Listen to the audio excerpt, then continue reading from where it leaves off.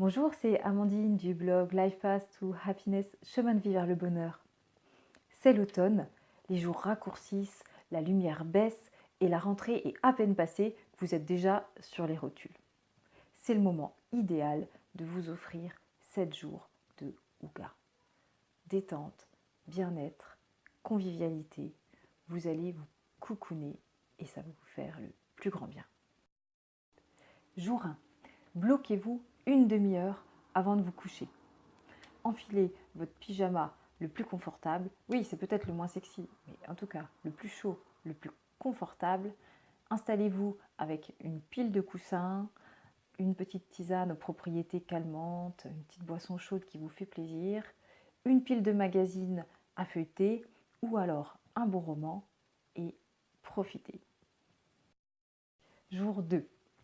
Au lieu de manger devant votre ordinateur au travail ou dans la toute petite salle repas entre le micro-ondes et les collègues qui se plaignent des conditions de travail, proposez à un ou une collègue avec lequel vous avez des affinités autres que le travail de partager votre pause repas. Règle essentielle, vous oubliez vos dossiers et vous ne parlez que des activités du week-end, des loisirs, que des choses qui vous font du bien et vous ferez du coup une vraie coupure dans votre journée et ça va être très relaxant. Jour 3. Ce soir, en rentrant du travail, au lieu de vous jeter sur les tâches domestiques, préparer le repas, dépendre la lessive, non, stop. Prenez le temps de boire un verre. Alors, boire une boisson chaude si ça vous fait plaisir, un thé, une tisane, un café, un sirop, une limonade. Vous vous installez avec votre verre dans la pièce de votre choix, à l'endroit où vous vous sentez bien et vous ne faites que boire ce verre en pleine conscience. Ça veut dire interdit de faire autre chose, pianoter sur son téléphone, ouvrir son courrier, en profiter pour ramasser 2-3 affaires qui traînent en prenant sa tasse. Non, on s'assoit et on boit tranquillement jusqu'à la dernière goutte. J4.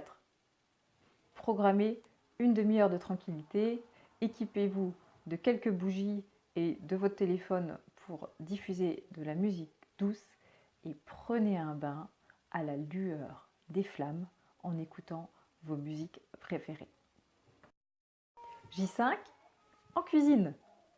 Avec la musique ou le podcast de votre choix, vous allez préparer un bon gâteau que vous allez le lendemain partager à la pause café avec vos collègues. La convivialité, elle est au cœur du Hygge. J6, organisez une soirée jeu de société avec vos amis devant un plat de pâte au beurre. Pâte au beurre ou pas pâte au beurre, comme vous voulez. Le principal, c'est qu'il n'y ait pas de chichi et que vous vous amusiez. Donc là, on est en J6. Pensez à lancer vos invitations en J1 pour que vos amis soient bien de la partie. Et J7, en vrai danois, pour vivre le Hygge, appliquez à la lettre le dicton « Il n'y a pas de mauvais temps, il n'y a que des mauvais habits ». Ça veut dire que, quelle que soit la météo, qu'il pleuve, qu'il vente, qu'il grêle, couvrez-vous et sortez prendre l'air. Au terme de ce petit programme très simple d'une semaine, faites-en le bilan pour savoir quels bénéfices vous en retirez. Et pour prolonger l'effet du Hygge sur cet automne et cet hiver, réfléchissez à l'activité qui vous a le plus apporté et à comment vous pourriez l'introduire dans votre quotidien de manière hebdomadaire pour en faire un petit rituel bien-être.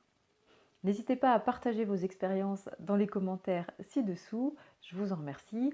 Je vous souhaite une très bonne semaine et je vous dis à bientôt.